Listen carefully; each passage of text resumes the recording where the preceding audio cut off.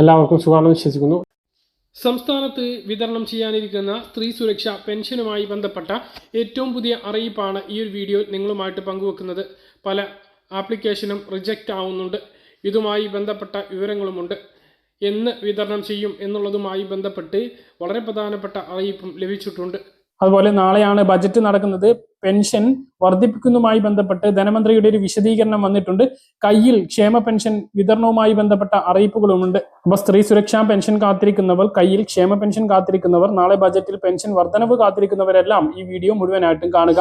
ആദ്യം ക്ഷേമ പെൻഷന്റെ കാര്യം നോക്കുകയാണെങ്കിൽ ബാങ്ക് അക്കൗണ്ടിലേക്ക് പെൻഷൻ വിതരണം തുറന്നുകൊണ്ടിരിക്കുകയാണ്. ഭൂരിഭാഗം ആളുകൾക്കും ബാങ്ക് അക്കൗണ്ടിലേക്ക് തുക എത്തിയിട്ടുണ്ട്. കയ്യിൽ വിതരണം നാളെ വൈകുന്നേരത്തോടു കൂടി ആരംഭിക്കും എന്നുള്ളതാണ് ഇപ്പോൾ നമുക്ക് ലഭിക്കുന്ന വിവരങ്ങൾ. സർവീസ് സഹകരണ സംഘങ്ങളിലേക്ക് ലിസ്റ്റും പണവും എത്തിക്കഴിഞ്ഞാൽ തന്നെ കയ്യിൽ പെൻഷൻ വിതരണം ആരംഭിക്കും. മറ്റൊന്ന്, നാളെയാണ് ബജറ്റ് നടക്കുന്നത്. പെൻഷൻ കൂട്ടിയേക്കില്ല എന്നുള്ള റിപ്പോർട്ടും വരുന്നുണ്ട്. പെൻഷൻ വർദ്ധിപ്പിച്ചുകൊണ്ട് ഇലക്ഷനെ നേരിടുന്ന രീതി സംസ്ഥാനത്ത് സർക്കാരിനില്ല. നിലവിൽ നൽകിക്കൊണ്ടിരിക്കുന്ന ക്ഷേമ പെൻഷൻ മുടങ്ങാതെ വിതരണം ചെയ്യുന്നതാണ് മുഖ്യ പരിഗണന എന്ന് ധനമന്ത്രി കെ എൻ ബാലഗോപാൽ വ്യക്തമാക്കിയിട്ടുണ്ട്. അതുകൊണ്ട് കൂട്ടില്ല എന്നല്ല പറഞ്ഞിട്ടുള്ളത്, കൂടാൻ സാധ്യതയില്ല എന്നുള്ള ഒരു സൂചനയാണ് ഇപ്പോൾ ധനമന്ത്രി വ്യക്തമാക്കിയിട്ടുള്ളത്. എന്തായാലും നാളെ കാത്തിരുന്ന് കാണാം. ഇനി സ്ത്രീ സുരക്ഷാ പെൻഷൻ എന്നുണ്ടാകും, അതുപോലെ തന്നെ അതുമായി ബന്ധപ്പെട്ട വിവരങ്ങളാണ് ഇനി പറയുന്നത്. ചില ആളുകൾക്ക് ആപ്ലിക്കേഷൻ നിരസിക്കുന്നുണ്ട്. അപേക്ഷ സമർപ്പിക്കുമ്പോൾ ഈ ഒരു രൂപത്തിലാണ് കാണിക്കുന്നത്. അതിനുള്ള പ്രധാനപ്പെട്ട കാരണം റേഷൻ കാർഡിൽ സ്ത്രീക്ക് പകരം പുരുഷൻ എന്ന് രേഖപ്പെടുത്തിയതാണ്. സ്ത്രീ എന്ന് രേഖപ്പെടുത്തിയവർക്ക് മാത്രമാണ് പെൻഷൻ ഉള്ളത് എന്നുള്ളത് ഉത്തരവിലുണ്ട്. വെൽഫെയർ ഇ പെൻഷൻ .lsg.kerala.gov.in എന്ന സൈറ്റിൽ ക്ലർക്ക് ലോഗിങ്ങിൽ സ്ത്രീ സുരക്ഷാ മെനുവിൽ ആപ്ലിക്കേഷൻസ് വഴി ഓൺലൈനായി സമർപ്പിച്ച അപേക്ഷ ലിസ്റ്റ് ചെയ്യുന്നതാണ്.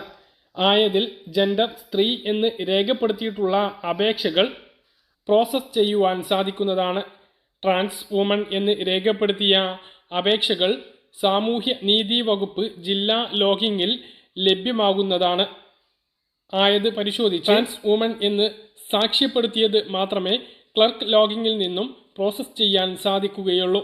ട്രാൻസ് വുമൺ അല്ല എന്ന് രേഖപ്പെടുത്തിയ അപേക്ഷകൾക്ക് ക്ലർക്ക് ലോഗിങ്ങിൽ നിന്നും നിരസിക്കുവാനേ കഴിയുകയുള്ളൂ. ലഭ്യമായ അപേക്ഷകളിൽ തിരുത്തൽ ഉണ്ടായാൽ റിമാർക്ക് രേഖപ്പെടുത്തി തിരിച്ചു നൽകേണ്ടതാണ്. ആയത് ആവശ്യമായ തിരുത്തലുകൾ വരുത്തി ഗുണഭോക്താവിന് പുനഃസമർപ്പിക്കാവുന്നതാണ്. നിരസിച്ച അപേക്ഷകൾ ഗുണഭോക്താവിന് പുനഃസമർപ്പിക്കുവാൻ സാധിക്കുകയില്ല. പകരം പുതിയ അപേക്ഷകളാണ് നൽകേണ്ടത്. ക്ലർക്ക് ലോഗിങ്ങിൽ പരിശോധന നടത്തി അപേക്ഷകളിൽ എഡിറ്റ് എന്ന ഓപ്ഷൻ വഴി പ്രോസസ് ചെയ്ത് അപ്രൂവ് സമർപ്പിക്കാവുന്നതാണ്. അപ്രൂവ് ലോഗിങ്ങിൽ സ്ത്രീ സുരക്ഷാ മെനുവിൽ ന്യൂ ആപ്ലിക്കേഷൻ അപ്രൂവൽ വഴി അപേക്ഷ അപ്രൂവ് ചെയ്ത് ഡിജിറ്റലായി ഒപ്പുവെക്കാവുന്നതുമാണ്. അപ്പോൾ ഓഫീസുകാരിയുമായി ബന്ധപ്പെട്ട ഉത്തരവിലെ ഒരു കാര്യമാണ് പറയുന്നത്. ഇന്നലെ ഒരാൾ എനിക്ക് മെസ്സേജ് അയച്ചതാണ് ഞാൻ നിങ്ങൾക്ക് കാണിച്ച സ്ക്രീൻഷോട്ട്. ഇത് അവരുടേത് നിരസിച്ചതുമായി ബന്ധപ്പെട്ട്. അപ്പോൾ അവർക്ക് ആകെയുള്ള പ്രശ്നം, അവർ സ്ത്രീ അല്ല, അവരുടെ റേഷൻ കാർഡിൽ അവരുടെ പേരിന് അടുത്ത് പുരുഷൻ എന്നാണ് രേഖപ്പെടുത്തിയിട്ടുള്ളത്. അപ്പോൾ അങ്ങനെ ആർക്കെങ്കിലും ഉണ്ട് എങ്കിൽ ഇത്തരം അപേക്ഷകൾ നിരസിക്കാൻ സാധ്യതയുണ്ട്.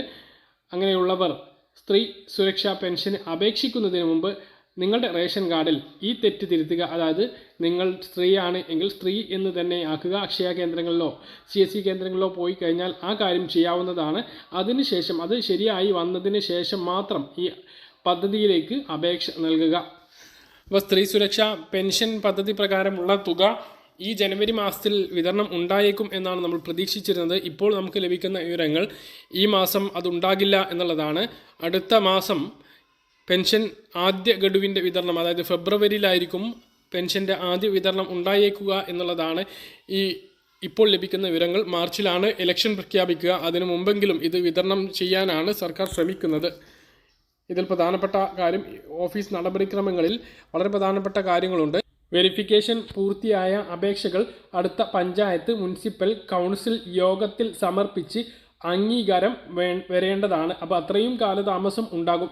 പഞ്ചായത്ത് അല്ലെങ്കിൽ മുനിസിപ്പൽ കൗൺസിലർ അംഗീകരിച്ച് സെക്രട്ടറി അപ്രൂവ് ചെയ്ത് ഡിജിറ്റൽ സൈൻ ചെയ്യുന്ന തീയതി മുതലാണ് അപേക്ഷകർക്ക് ആനുകൂല്യത്തിന് അർഹതയുണ്ടാകുക.